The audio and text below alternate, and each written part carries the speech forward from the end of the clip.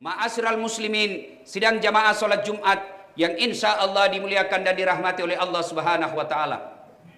Dalam sebuah kitab dijelaskan, suatu ketika Rasulullah sallallahu alaihi wasallam didatangi iblis laknatullah alaih. Iblis ini menampakkan diri di hadapan Nabi lalu berkata kepada Nabi, "Ya Muhammad, kali ini saya datang kepadamu mau bekerja sama." Kata Nabi, "Baguslah kalau begitu. Apa maumu iblis?" Kata iblis ini, "Ya Muhammad, saya ingin menyampaikan siapa saja di antara umatmu yang menjadi teman saya." Jadi iblis ingin menyampaikan berita rahasia. "Muhammad, saya mau jelaskan kepada kamu siapa urutan-urutan yang menjadi sahabat saya dari umatmu." Kata Nabi, "Bagus ini informasi. Siapa gerangan?" Iblis lalu melanjutkan, "Di antara umatmu ada 10 karakter manusia, sifat manusia yang menjadi teman saya." Siapa? Mari kita simak, mudah-mudahan tidak ada yang jadi teman setan di tengah-tengah kita. Yang pertama kata setan, temanku yang utama dan pertama. Bayangkan, yang utama dan pertama teman saya, al-mutakhawilu bis shalah, yang menganggap enteng solat. Siapa mereka? Maaf kata, termasuk di antara mereka yang selalu terlambat solat Jumat. Orang yang Jumat selalu terlambat, ya bedalah kalau misalnya Bapak Gubernur, barangkali ada kebutuhan rakyat yang harus dipenuhi, kebutuhan pekerjaan yang tidak bisa ditunda, akhirnya terlambat datang. Kalau Anda pengangguran, tidak ada kegiatan lain, sudah tahu ini hari Jumat, dianjurkan datang lebih awal, lalu terlambat dan merasa tidak berdosa, bahkan merasa tidak malu, ketahuilah Anda masuk dari teman setan. Dan biasanya yang selalu terlambat datang itu, Pak, lihat-lihat wajahnya. Paling terlambat datang dan juga nanti paling cepat pulang. Khatib berkhutbah, dia berWhatsApp. Mau masuk surga, nenekmu punya surga. Ini yang kita lihat banyak, Pak. Paling terlambat datang, paling cepat pulang. Dan pekan-pekan seperti itu. Inilah yang Nabi katakan, orang-orang seperti itu adalah menganggap enteng sholat. Duitnya hilang, 1 bulan kepikir duitnya hilang 5 juta. Begitu temu temannya yang pengusaha, "Ngapain kau rebut sekali? Hilang duitku bro." "Berapa?" 5 juta. "Sudahlah, tidak usah kau pusing. Saya gantikan kau ini 5 juta. Begitu diganti duitnya 5 juta, tambah berpikir dan sengsara hatinya. Kenapa? Seandainya duitku tidak hilang, sudah 10 juta duit saya. Duitnya hilang. Dia pikir 3 hari. Diganti malah makin berpikir. Sementara sholatnya dia tinggalkan tiap hari. Merasa tidak pernah dosa. Ada orang karakternya begitu, Pak. Dia takut berzina. Dia takut curi sendal ketika dia pergi Jumatan. Dia takut ngerampok, tapi ketika tidak sholat, merasa tidak ada dosa sama sekali. Itulah temannya setan, Pak. Penting ini sholat. Kenapa? Dia adalah puncak penghambaan hamba kepada Allah. Saya ulangi, kenapa sholat ini penting? Karena dia adalah puncak penghambaan kepada Allah. Tidak ada pekerja lain. Inilah ibadah yang paling menandakan kita hamba Allah. Bapak haji boleh menunaikan sambil haji dagang. Boleh tawaf sambil dengar musik. Boleh tidak membatalkan. Bapak puasa boleh sambil dagang. Bapak puasa Ramadan boleh sambil dengar musik, bahkan nyanyi-nyanyi. Boleh. Bapak bayar zakat boleh diwakilkan, bahkan boleh sambil dengar musik. Tapi ketika mendirikan sholat, tidak boleh ada kekuatan lain. Tidak boleh ada kegiatan lain. Kenapa? Inilah engkau membuktikan kamu hamba. Tidak boleh ada kegiatanmu yang lain. Itulah sebabnya sholat paling gampang dilakukan. Kenapa? Karena dia adalah tanda keislaman kita. Buka Al-Quran surah Al-Fat. Muhammad Rasulullah. Walladzina ma'ahu asidda walal kuffar ruhama'u bainahum tarahum rukka'an sujjadah. Ila akhir ayat. Tanda umat Muhammad itu kata Allah surah Al-Fat. Kamu lihat mereka ruku dan sujud. Artinya apa? Ketika ada orang Islam mengaku Islam, tapi dia tidak sholat, demi Allah ulama mengkafirkannya. Bahkan Imam Syafi'i menghukumnya, mereka yang sengaja tidak mau sholat, lalu diperintah sholat dia tetap tidak mau, diperintah taubat dia tidak mau, lalu dia wafat, Imam Syafi'i mengkafirkannya dan mengharamkan jangan kau sholati jenazahnya.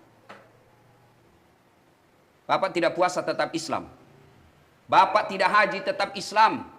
Bapak tidak menunaikan ibadah zakat tetap Islam. Tapi ketika tidak sholat, kafir di hadapan Allah. Ya karena penting. Bapak tidak puasa tahun lalu, bertobat hari ini, sebelum masuk Ramadan, bayar puasanya. Tidak ada masalah. Bapak tidak haji padahal sudah mampu. Taubat hari ini, tahun depan berangkat haji, selesai urusan haji kewajibannya. Bapak tidak bayar zakat padahal sudah mampu. 4 tahun berturut-turut tidak bayar zakat. Hitung berapa zakat yang ditinggal. Bayar besok, selesai utang zakatnya. Tapi ketika Bapak tidak sholat subuh tadi subuh, bagaimana cara gantinya? Bapak mau ganti bagaimana? Besok saya sholat subuh Ustaz 2 kali, lebih salah lagi.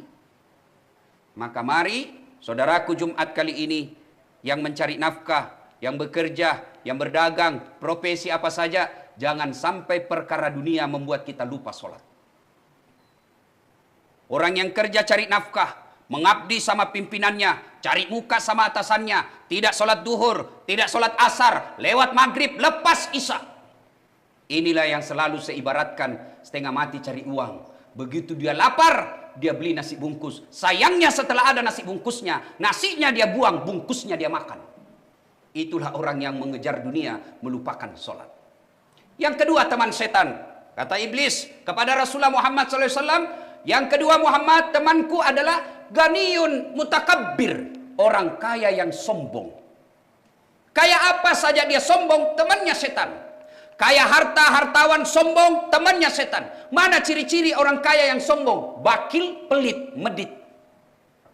Enggak enak juga ini saya harus katakan Pak. Saya tadi keliling-keliling di sini, besar-besar rumah Pak. Hampir setiap rumah ada mobilnya.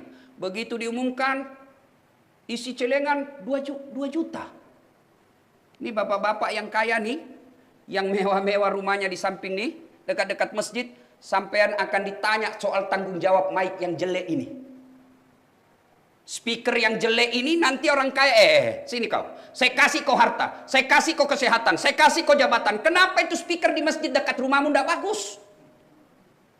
Jangan ketawa Pak, ini serius. Ini rumah yang mewah, mobil yang megah, bapak mati demi Allah, anak yang punya. Iya kalau anak kita baik, kalau anak kita narkoba. Lalu mana harta yang kita miliki?